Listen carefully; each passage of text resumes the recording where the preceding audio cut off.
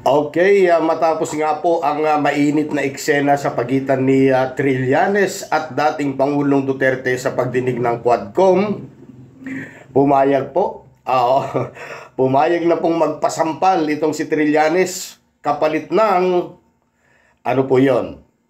Pero bago po natin panoorin ang video mga kababayan, mga ka-explore, ano po, sa mga bago pa lamang sa aking channel, bilang suporta, tatlong bagay lang po ang hinihiling ko po sa inyo.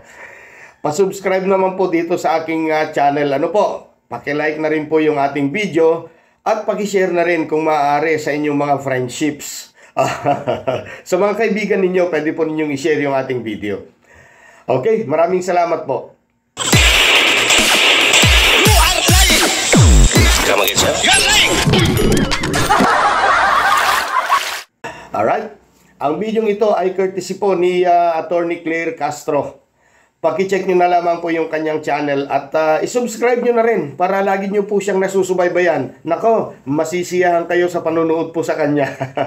Oo, totoo yan. Subaybayan po ninyo si Attorney Claire Castro channel. At ngayon, panoorin na po natin, ano? At para makilala na rin natin ng lubusan si former President Duterte, may palabra de honor versus sinungaling. Alin kaya siya dito? Panoorin po natin mga kababayan. Mr. President? Yes, Your Honor. Nalilito na ako kung anong sabihin ko. Pero sabi ko kung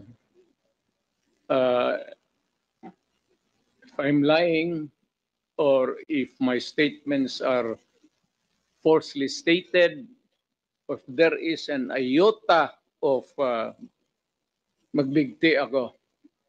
So, in the same manner na kung magbigti ako si Trillanes, dapat magsabay rin sa akin.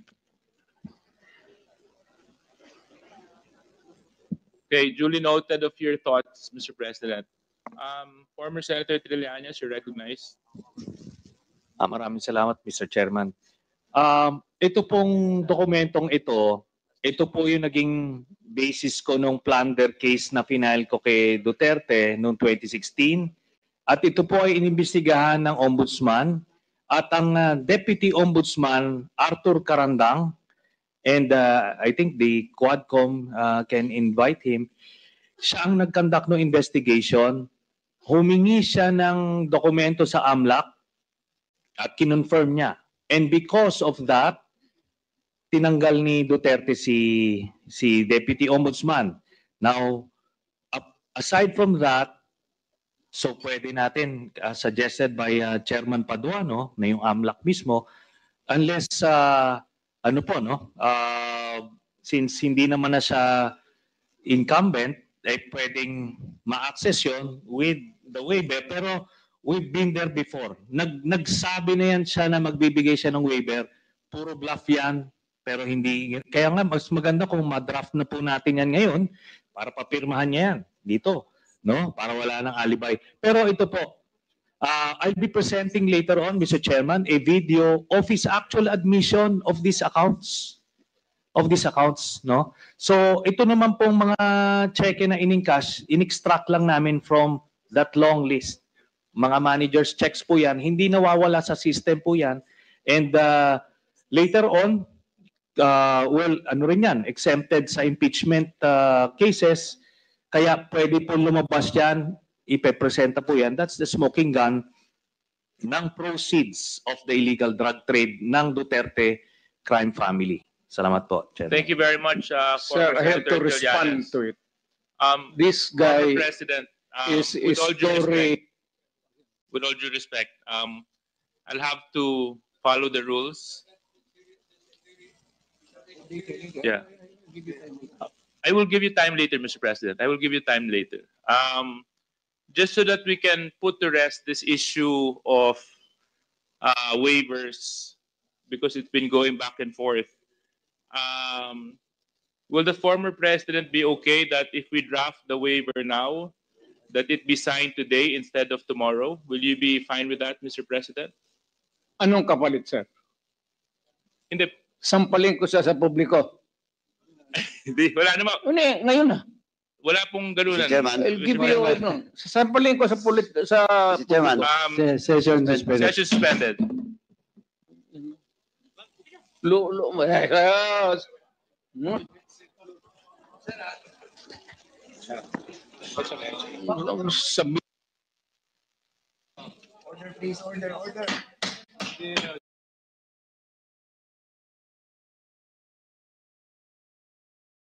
I was listening to the exchanges between Chairman Acop, Romeo Ancop, and the former president, and I thank the former president for responding to the questions of Congressman Acop candidly and honestly, and for being straightforward.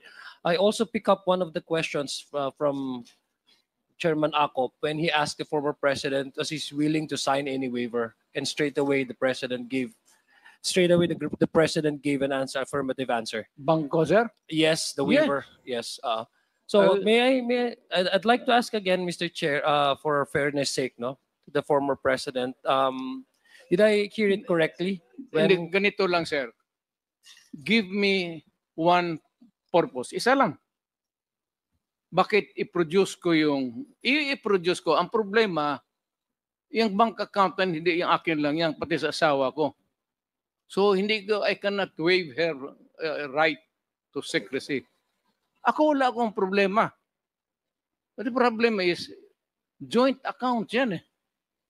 So I have to ask my wife to appear here and to ask her if she is ready to waive the bank secrecy law.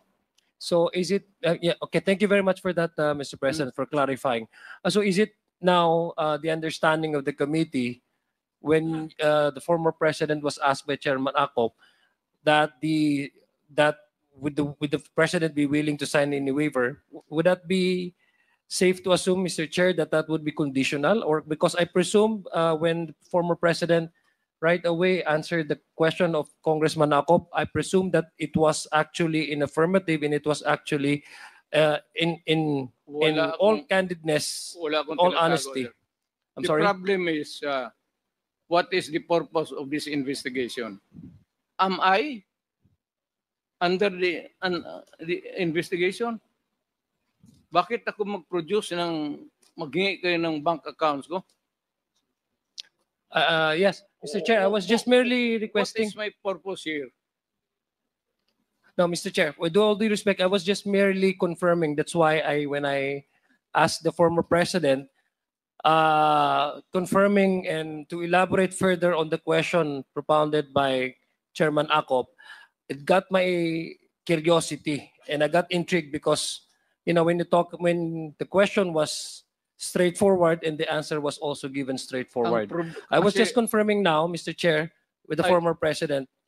Yes, please. Ayaw ko kayo magduda.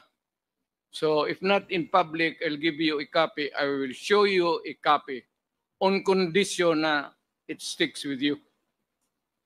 Thank you. With that, Mr. Chair, I guess it was clarified by the president. I would have wanted, for example, for the response of the former president to really be in accordance with how he responded in affirmative, but based on the clarification right now, Mr. Chair, it seems that sir. Yes, it seems that it was conditional, no, Mr. Chair. Just for a confirmation lang po and for clarification, Mr. President. Hindi, kasi ang problema sa joint account kasi yan. So I had it back of my mind about my wife.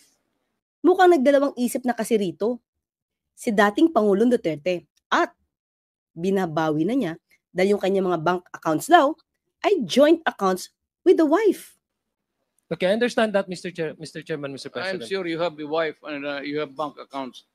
Yes, I have a lovely wife, yes, Mr. Solo President. dito na may bank account tayo. It's always, pagka may asawa ka, joint talaga yan. That is the Filipino way of doing it. Thank you, Mr. President, you. for your straightforward answers.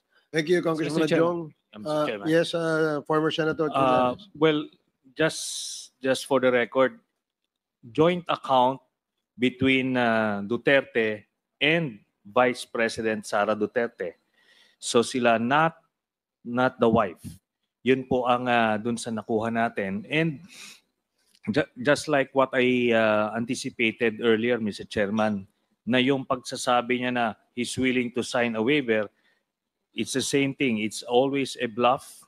Ngayon, yung sasabihin niya, sasampalin daw ako, pipirma siya ng waiver, sige po, pwede, papayag ako, sampalin niyo ako, pero pirma muna kayo sa waiver.